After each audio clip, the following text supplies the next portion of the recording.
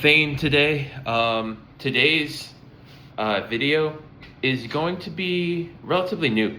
All right, so usually I have like a script that I review. Today I don't have one, so I'm just kind of going off the cuff and really trying with the yap video, so to speak, right?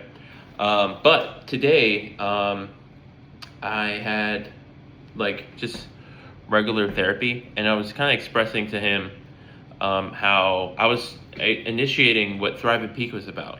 I was telling him like, hey, I do this thing, Thrive and Peak. It helps me, but it also helps me, and I give back to my community, and it helps others.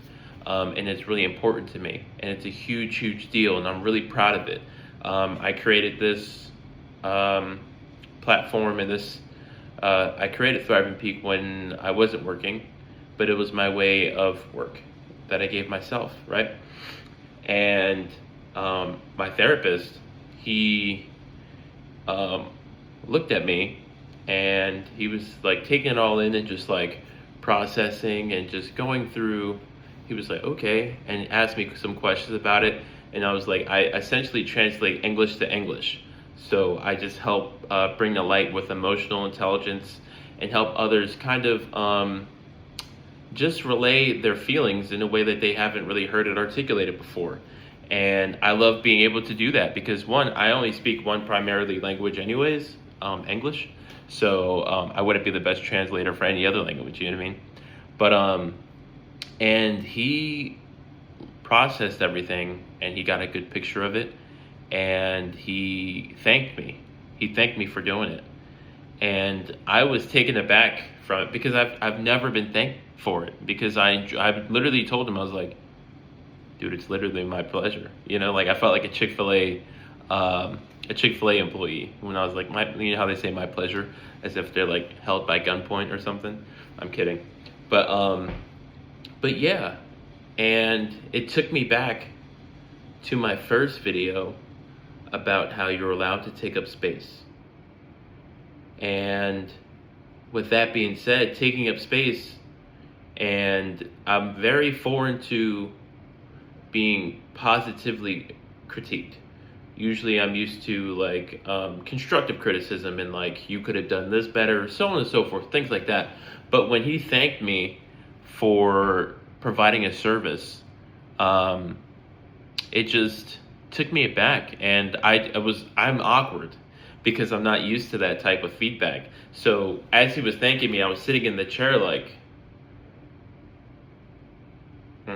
like, you know, like I was locked in, but I was also just taking it into. I was like, wow, dude, like, yeah, you're welcome. You know, like it was such a realization that I had, and it felt great, and it kind of even made me want to pursue this even harder and even more, and just go to the nines with it, and not even, because when I show up, I'm on 10, not 9. All right, and I stole that from J. Cole. He's one of my favorite artists. But I say all that to say that I'm very humbled and very appreciative that I'm able to do these things, and I love it. I really do. I fell in love with it, and it just means the world to me that I like that I'm helping a person, people, places, or things. You know what I mean? And that I'm bringing great conversations and bringing positive energy to the internet, because we all know that the internet can use it, and the world can use it, really. But yeah, being able to take up space and just that felt amazing. All right, and I think my overall consensus of it is just be courageous, be confident. Okay, you're the only one that can give it to you. You're the only one that can give yourself courage. I was watching a YouTube video by Nero Knowledge, and he said he was by a cemetery, and the word that kept coming in and out of his head was courage, when he was by a cemetery. And he was saying that the reason why is there's not a person that has died and been on their deathbed and be like, never said dang, I think I had too much courage, or they never was like, I don't have enough courage for this, or they always wish they had more courage. Just think, I'm trying not to butcher it, but I'm just going off of memory. Usually I have a script, so excuse me. But and that really sat with me, because growing up, Courage the Cowardly Dog was my favorite cartoon. And he had a lot of weight on his shoulders, and he was trying to save everybody, and he couldn't even properly communicate with his owners. He'd be like, "Ah-bah-bah-bah, ah-bah-bah-bah," and then like trying to do the whole, like, I don't know, he would shapeshift and a whole bunch of stuff. Look it up if you haven't seen it. Courage the Cowardly Dog. It was a great show. I loved it. But yeah, you're the only person that can give you courage. You're the only one. And do with that information as you will, because you never know what you do with it. It took courage for me to do this. It took courage. I had to believe in myself. It took confidence.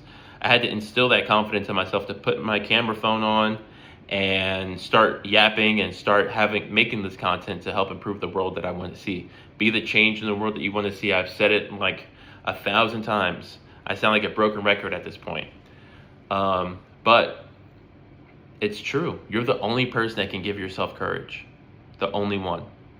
So, what's holding you back other than yourself? Right? One of the presidents that we've had said there is nothing to fear but fear itself. So don't do that, because we all feel awkward at first. We all feel weird. We all feel like we don't have something valuable to share, some insight that hasn't been said before, some input, right? But that's not the case. No one can say it like you can. You only have this fingerprint. You were given one fingerprint, this unique fingerprint, right? And that's solely because only you can leave your imprint on the world. All right? So, in closing, I just want to say thank you. I want to express my gratitude, and this has been Thrive and Peak. Have a good one.